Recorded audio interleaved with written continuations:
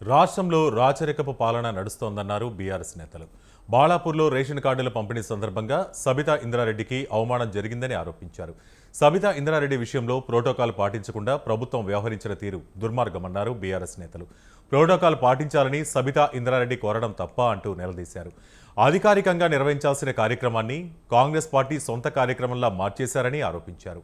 Ration కార్డుల పంపిణీ ప్రభుత్వ ప్రోగ్రాం కాకపోతే గాంధీ భవన్లో రేషన్ కార్డులు పంచాలని సూచించారు.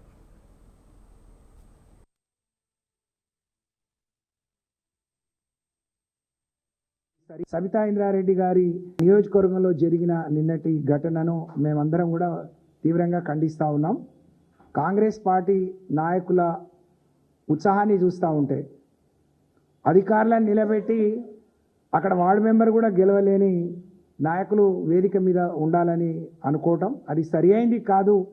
ప్రోటోకాల్ని పాటించండి అని చెప్పి ఒక సీనియర్ శాసనసభ్యురాలు 15 ఏళ్ళు ఈ రాష్ట్రానికి మంత్రిగా పనిచేసిన మరి సబిత గారు అడిగినా కూడా వారు నిజంగా చాలా తక్కువ మాట్లాడతారు.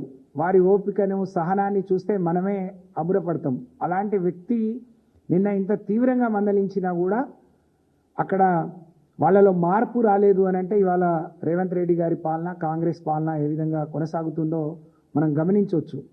తీరా చూస్తే రాష్ట్రంలో పెద్ద నియోజకవర్గాలు ఒకటైన మహేశ్వరం నియోజకవర్గంలో వాళ్ళు ఇచ్చే రేషన్ కార్డుల పంపిణీ ఒకవైపు